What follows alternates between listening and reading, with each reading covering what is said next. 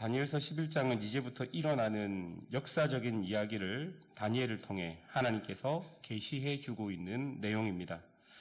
내용이 많고 어렵지만 우리는 역사적으로 후대 사람이기 때문에 이미 역사 속에서 성취된 계시를 지금 읽었던 것입니다. 그래서 지금 이 계시의 내용들이 어떤 나라이고 어떤 왕조를 지칭하는지 이미 많은 성경학자들이 다 해석해 놓았습니다. 우리는 이것을 통해서 얼마나 하나님의 말씀이 세밀하게 계시되었고 또 그것이 얼마나 있는 그대로 성취되었는지도 분명히 알 수 있습니다. 혹자는 이렇게 이야기합니다. 이렇게 세밀하게 계시되고 세밀하게 성취되다 보니 이 말씀이 이미 일어난 일을 보고 기록하였다. 혹자는 말하지만 우리는 하나님의 계시가 다니엘을 통해 예언되었고 그 예언된 말씀이 하나도 빠짐없이 성취되었다고 믿는 것이 중요합니다. 사랑하는 여러분, 이처럼 하나님의 말씀은 반드시 성취되고 이루어집니다. 이것은 우리 믿는 사람들에게는 매우 중요한 가치일 것입니다. 왜냐하면 지금도 우리가 신앙을 지키고 믿음의 결정을 하는 그 이유 중에 가장 중요한 것이 지금 우리에게 주어진 하나님의 말씀이 성취될 것을 믿고 있기 때문일 것입니다. 예전에도 성취된 말씀은 앞으로도 성취된다는 것을 믿으며 오늘 본문을 보았으면 좋겠습니다. 1절부터 보면 이미 바벨론은 멸망했고 메대라 불리는 페르시아라는 제국이 이미 세워졌습니다. 유대 포로의 기한을 허락한 고레스부터 다리오, 아하수에로, 아닥사스다 등 페르시아 제국들의 왕들이 있었고 이들은 제국 왕에 걸맞게 거대한 나라와 거대한 권세를 가지고 있었습니다. 이들은 그 권세로 다른 나라들을 침략하고 자신이 원하는 대로 살았습니다. 그런데 3절을 보면요, 한 능력 있는 왕이 일어났다라고 기록합니다. 여러분, 이 한 능력 있는 왕을 지칭하는 사람은 헬라 제국의 알렉산더 대왕을 지칭한다고 성경학자들이 이야기합니다. 이 알렉산더는 거대한 페르시아 제국을 멸망시키고 또다시 거대한 헬라 제국을 만들어서 세상의 온갖 권세를 누리게 됩니다. 그런데 여러분, 이렇게 권세를 누리고 있는데 어떤 일이 벌어지는지 4절이 기록합니다. 그러나 그가 강성할 때에 그의 나라가 갈라져 천하 사방에 나누어올 것이나 그의 자손에게로 돌아가지도 아니할 것이요 또 자기가 주장하던 권세대로 되지 아니하리니 이는 그 나라가 뽑혀서 그 외에 다른 사람에게로 돌아갈 것임이라 라고 이야기합니다. 그렇게 강력했던 헬라 제국도 알렉산더 대왕이 비명 행사하고 그 이후에 이복동생과 유복자가 일시적으로 제국의 황제가 되지만 암살을 당하게 되고 부하 장수들의 권력 투쟁으로 헬라 제국은 4개의 왕조로 나누어져서 통치되게 되는 것이죠. 그 위대한 알렉산더 대왕도 그 거대한 헬라 제국도 정말로 그 전성기 때는 아무도 막을 수 없을 정도로 거대하고 위대했지만 그의 자손에게 그 나라는 돌아가지 않았고 또 자기들이 원하는 대로 모든 것이 이루어지지 않았다는 것을 본문이 보여주고 있는 것입니다. 이를 통해서 우리는 아무리 거대한 제국이 한순간에 권세를 잡고 세상을 호령한다 할지라도 그들이 원하는 대로 모든 것이 이루어지지 않는다는 것과 하나님께서 이 모든 것을 허락하시고 운행하고 계시다는 것을 보아야 할 것입니다. 또한 우리는 하나님의 백성으로 그 세상 제국 속에 힘없는 존재로 살아가지만 그것이 끝이 아니고 그것이 다가 아니고 하나님의 주권과 능력을 이런 현실의 역사를 통해 느끼며 깨달아야 하는 것이죠. 거대한 제국이 일어섰습니다. 그 제국이 영원까지 이렇게 통치되고 그 왕과 그 왕의 후손들이 권세들이 너무 엄청나기 때문에 모든 것들을 이길 만한 권세를 가진 것처럼 보입니다.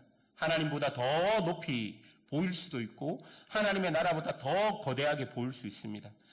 그러나 하나님의 백성들이 숨을 죽이면서 역사를 통해 확인한 사실은 아무리 거대한 나라도, 아무리 거대한 왕이라 할지라도 역사의 시간 앞에 다 무너지는 것을 그들이 보고 있는 것을 알아야 하는 것이죠. 이후에 5절부터 나오는 남방왕과 북방왕의 이야기는 헬라 제국이 분열되고 그것을 통치하고 있던 셀류코스 왕조와 프톨레미 왕조에 대한 이야기입니다. 5절부터를 보면 강력한 남방왕이 나오고 그 남방왕의 장군 중 한 명이 그보다 강해져서 권세를 떨쳐 또 다른 왕조가 세워지고, 그리고 그렇게 적대적이다 보니까 또 동맹을 맺고 정략 결혼으로 화친을 맺고, 그 이후에 결혼의 화친이 깨어지고 또 그것을 복수하고, 이런 여러 가지 정치적인 결정들과 그리고 자기 나라를 위한 어떤 여러 가지 전략들이 난무하고 있는 것을 5절 이후에 기록된 말씀을 보면 나와 있습니다. 정말 자신의 욕망과 상황에 따라서 동맹도 맺을 수 있고 복수도 할 수 있는 정말 약육강식의 시대가 다가온 것을 볼 수 있는 것이죠. 무엇이 선이고 무엇이 악인지 알 수 없고, 어떤 왕조가 권세를 잡아서 제국으로 성장할지 전혀 모른 채 각각 왕조들은 다른 왕조들을 멸망시키고 거대해지기 위해 온갖 수들을 모두 사용하는 그런 시대가 벌어지게 되는 것이죠. 여러분, 역사적으로 보면 헬라 제국이 멸망한 이후에 4개의 나라로 나누어지고 그 4개의 나라 안에서 여러 가지 암투들, 정치적인 술수들, 정략 결혼들이 난무하는 그런 역사적인 일들이 일어나게 되는 것이죠. 여러분, 이런 역사적인 소용돌이 속에서도 하나님의 백성이라고 불리는 유대 민족은 사실은 아무 힘도 갖지 못했습니다. 아무것도 할 수 없는 존재였던 것이죠.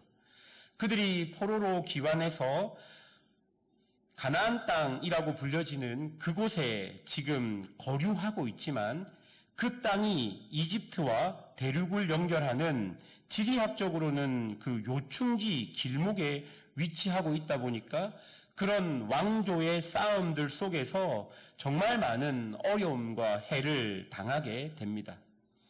여러 힘 있는 왕조들의 통치를 받게 되고, 그로 인해서 온갖 수모와 수치를 당하게 되는 것이죠.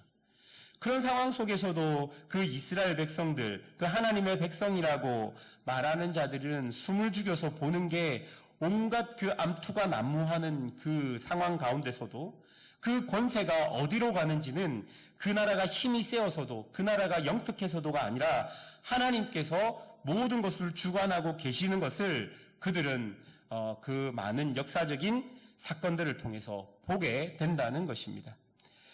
여러분, 이런 일이 벌어질 때 하나님의 백성이라고 불리는 그들이 타락할 수 있는 가장 큰 위협은 그런 약육강식의 시대에 동화되고 적응되어서 자신들을 핍박하는 왕조에 순응하는 것입니다.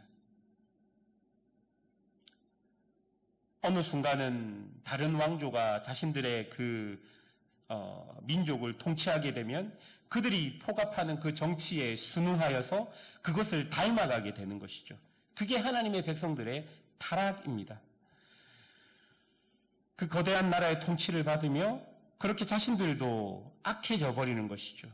그리고 자신들이 가지는 권한으로 그 민족 안에 내가 통치할 수 있는 다른 사람들을 폭력으로 통치하게 되는 것이죠. 한마디로 시대를 닮아버리게 되는 것입니다. 예컨대 이런 것입니다. 우리가 세상을 살다 보면 세상이 거대해지고 세상에서 지혜롭게 사는 것이 우리의 지혜라고 생각할 수 있습니다. 하나님의 백성들이 여기서 타락할 수 있는 것은 그 세상의 지혜를 내가 살아가는 삶의 현장에서, 내가 살아가는 삶의 현장인 교회와 가정에서 그들과 똑같이 행동하고 그들과 똑같이 살아가는 것, 그것이 우리에게는 타락일 수 있겠다 생각합니다. 실제로 유대인들 중에서는 그런 이방의 왕조의 앞잡이가 되어서 그 민족을 더 쉽게 통치하도록 도와주었던 자들이 존재했고 그들은 그것이 세상을 사는 지혜라고 생각했던 것입니다. 그러나 다른 왕조가 서면 또 그들은 그 다른 왕조를 닮고 그들을 따라 살게 되고 그렇게 여러 번 변화되게 되면 결국 자신의 근본과 뿌리를 잃어버리게 되는 것입니다. 다니엘 이후에 이런 혼란의 시대, 하나님의 백성들은 자신의 정체성을 지키고 자신의 뿌리를 지키면서 시대가 아무리 변한다 할지라도 하나님께서 선지자들을 통해 주신 말씀을 품으며 그 말씀이 성취됨을 믿으며 그 말씀을 마음에 새기며 변하지 않고 하나님의 뜻대로 살아가야 하는데 혼란의 시대를 살다 보니 불안하고 두려워서 그 눈에 보이는 세상을 따라 살게 되고 그렇게 되면 자신의 정체성과 자신의 모습들이 변하게 되는 것입니다. 사랑하는 여러분, 우리는 내가 할 수 있는 것이 전혀 없고 그냥 가만히 있어야 되는 시간을 통과해야 할 때가 있는 것을 기억하십시오. 혼란의 시기에, 어려운 시기에 내가 아무것도 할 수 없고 그냥 가만히 하나님의 뜻이 이루어지기를 그냥 가만히 있어야 되는 그 시간도 우리에게 필요한 것입니다. 그때 우리는 시대의 유혹에 넘어지지 않고 우리의 신앙과 자존심을 지키며 살아가야 할 것입니다. 또한 이런 자신의 욕망을 따라 세워진 왕조가 그런 정치적인 술수로 잠깐 권력을 잡은 자들을 부러워하지 말고 또 거기에 안전함을 누리지 말고 하나님의 말씀과 그 나라의 소망과 안전을 누리며 살아가야 하는 것이 하나님의 백성들의 사명일 것입니다. 오늘 살아가는 우리도 마찬가지라고 생각합니다.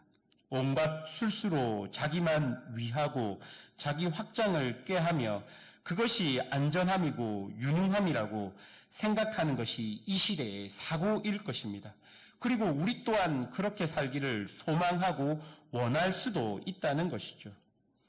하나님의 선한 뜻이 나를 통해 드러나도록 비록 비천하고 고난 속에 있지만 그 속에서 하나님을 만나고 하나님과 동행하고 인내의 시간을 온전히 보내는 것이 우리의 사명일 것인데 이것을 잃어버리고 세상과 닮아서 하나님의 백성도 세상처럼 하나님의 교회도 세상처럼 그렇게 변해버리면 이제 우리의 모습을 찾아가기가 더 힘들고 어려울 수 있다는 것입니다.